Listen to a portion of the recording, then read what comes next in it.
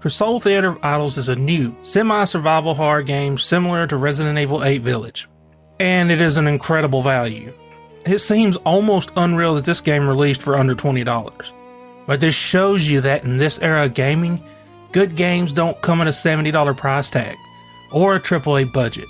They come from teams that love what they are doing and do what they can to make it the best that they can. It's not perfect, it has some issues and bugs, but that doesn't mean it's still not a good game and worth your time. So let's take a look so you can decide if you want to play or pass. First up, let's just start by looking at the graphics and performance. I played the game on PC and I was a bit concerned at first because it didn't have DLSS. Instead, it has Epic's TSR upscaler, but it also has XeSS. And let me tell you, Nvidia might have some major competitions on their hands right now.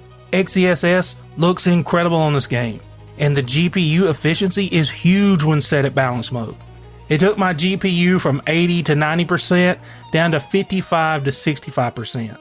And there are times where you're still going to get higher spikes, but it allowed me to run it on a 1440p monitor, looking like 1440p even though it's not.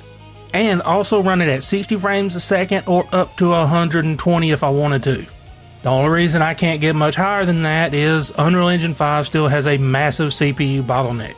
And of course, it's UE5, so you are going to have that annoying stutter at times.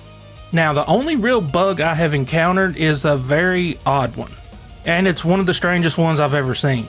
So, I play on controller, and I did test it with mouse and keyboard and noticed it did the same thing.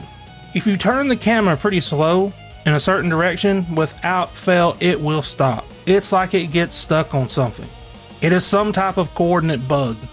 Now, I'm pretty sure it will get patched, but chances are right now you are going to notice it, because it can be a headache sometimes when aiming. It's not something that has caused me to get killed or made the game unplayable. It's just a weird, oddball bug. So, let's talk about the visuals and the art design, because the game is absolutely stunning to look at. It is a very dark game, and the only issue I have before we get into the good parts is that it lacks some clarity and visibility. Not that the image isn't sharp and clear, it's just that it's so dark it makes it hard to see at times. But I'm going to show you the difference with my shader turned on versus without it, so you can see that there's a lot of room for improvement in terms of visibility. I will say if you have a monitor with a shadow boost feature, that definitely helps. But as far as the game goes, it is graphically impressive in almost every single way. It seems like they went all in with Unreal Engine's features, and it shows. Even running it on balanced, I haven't seen any jagged edges hardly. Everything about this game is punching far above its weight in terms of its price tag. When I first walked into the hub area and I seen the carousel with all of its old dim light bulbs lit up and the rain falling on the streets, I just couldn't help but stop and stare and just take a look around. I have caught myself doing this in several areas of the game. And even with the game's art style, even though it is set on land, in this crazy fictional folklore world of Spain, it gives you the idea and the sense that it is a BioShock game at its core. From the way the weapons look and just the dark loneliness of where you're at. Even though there are other characters, it feels like you are alone against everything. And the things that you are against are a bit strange. They're statues, and they are very similar to the puppets and mechanical type enemies that are in Liza P. They have that weird disjointed movement where they stagger around everywhere, which, by the way, will make you miss your shots just like Resident Evil does. It's a great, simple mechanic that does make you miss, and you have to rely on other means to fight and survive, like using your knife, which you actually have to do in this game, because some of the mechanics in it force you to. First is the guns. Unlike most games where you pick up ammo or craft it, that ain't the case with this one. Ammo is your blood. Early on, the basic pistol you have transforms into a magical gun that shoots blood. And the handle has spikes on it that drains your blood to refill the ammo. Same thing with all of the guns in this game, and it drains your health. So it adds an extra layer of survival to the game. It makes you have to be more conservative with firing off your shots, because you really don't want to waste ammo in the middle of a fight.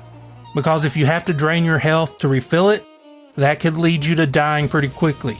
And that is where you have to use your knife.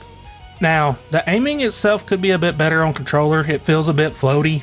even though I really hate using that term. It is the best way to describe it. It feels like when you turn the camera, it just keeps going a little bit further after you stop. Now, the game does offer upgrades, and you need to hunt down the money so you can get them because they make a big difference when it comes to fighting the enemies. Some of these guys take a lot of ammo, and you need that ammo capacity and damage so you don't just drain all of your health out. One thing that I need to mention is the giant mechanical woman named Dolores. That will chase you around. She is annoying just like Lady Dimitrescu in Resident Evil 8. She hunts you down in sections where you have to try and move out of the way, pull a lever on a door, or pull a lever that stops electricity from flowing so you can cross the water or climb up to another area. She does not stop, and she chases you everywhere. Overall, the gameplay is simple, but it is really well done for the most part.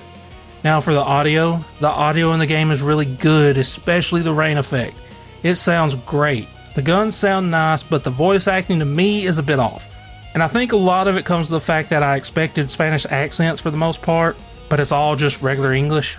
And I feel like some of the words that they use, like Hispania, would have been better if the characters had accents. But it is what it is. Now, I was going to touch on the story, but I don't think I'm going to. I don't want to spoil anything.